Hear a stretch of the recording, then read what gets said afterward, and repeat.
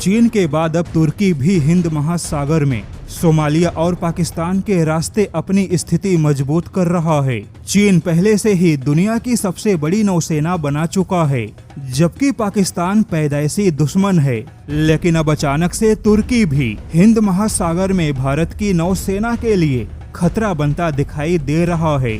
हालांकि फिलहाल हिंद महासागर में भारतीय नौसेना की स्थिति काफी मजबूत है, लेकिन तेजी से बदलते हालात में भारतीय नौसेना को भी खुद को और तेजी से मजबूत बनाना होगा। किंतु इसी बीच नौसेना के लिए सबसे जरूरी AIP तकनीक एक बड़ा चैलेंज बन चुका है। AIP तकनीक हासिल करना इस समय भारतीय नौसेना की सबसे बड़ी प्राथमिकता है, क्योंकि AIP तकनीक के बिना भविष्य के युद्ध की कल्पना नहीं की जा सकती। AIP यानी कि एयर इंडिपेंडेंट प्रोपल्सन। भारत के लिए चिंता की बात है कि DRDO भी अभी तक यह तकनीक नहीं बना पाया। वहीं रूस भी भारत को यह तकनीक नहीं दे सकता।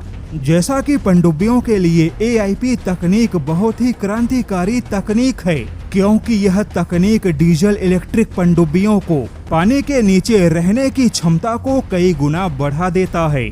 पनडुब्बियों को बार बार ऑक्सीजन लेने और बैटरी चार्ज करने के लिए सतह पर आने की आवश्यकता नहीं। अब बता दें कि भारत यहाँ पे रूस के पास नहीं जा सकता, क्योंकि रूस की खुद की AIP तकनीक मजबूत नहीं मानी जाती। रूस के पास AIP है, लेकिन पश्चिमी देशों जैसी अत्याधुनिक नहीं है।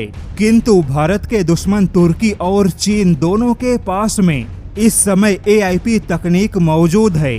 अब चीन को AIP तकनीक स्वीडन से मिली। चीन ने 1990 में स्वीडन से स्टारलिंक AIP तकनीक का कुछ हिस्सा खरीदा और बाद में चीन ने रूस के किलो क्लास पनडुब्बियों के AIP तकनीक का अध्ययन किया। वहीं थोड़ी बहुत रूस ने भी सहायता की और इस प्रकार से चीन ने जोड़ तोड़कर अपनी AIP तकनीक विकसित की और समय के साथ चीन ने उसे बेहतर बनाने का प्रयास किया। अब चीन के पास AIP है, लेकिन अत्याधुनिक नहीं है और उसकी पानी में रहने की क्षमता केवल 14 दिन है। वहीं तुर्की को पनडुब्बियों की AIP तकनीक जर्मनी से मिली। हालांकि तुर्की अभी भी 100% अपना खुद का AIP नहीं बना पाया, लेकिन तुर्की अपने पनडुब्बियों में जर्मनी आधारित AIP तकनीक का इस्तेमाल कर रहा है।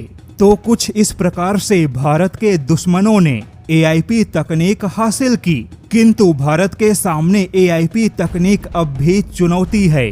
DRDO अपना खुद का AIP तकनीक विकसित कर रहा है।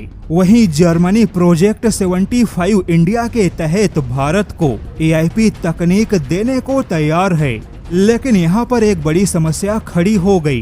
भारत को कम से कम 30 दिनों के क्षमता वाले AIP तकनीक की आवश्यकता है, लेकिन जर्मनी के AIP तकनीक की क्षमता 18 से 20 दिन है। 18 से 20 दिन बाद पनडुब्बियों को पानी से बाहर आना होगा। अब देखा जाए तो AIP तकनीक आवश्यक भी है, लेकिन इसे बनाना एक चैलेंज भी बन चुका है।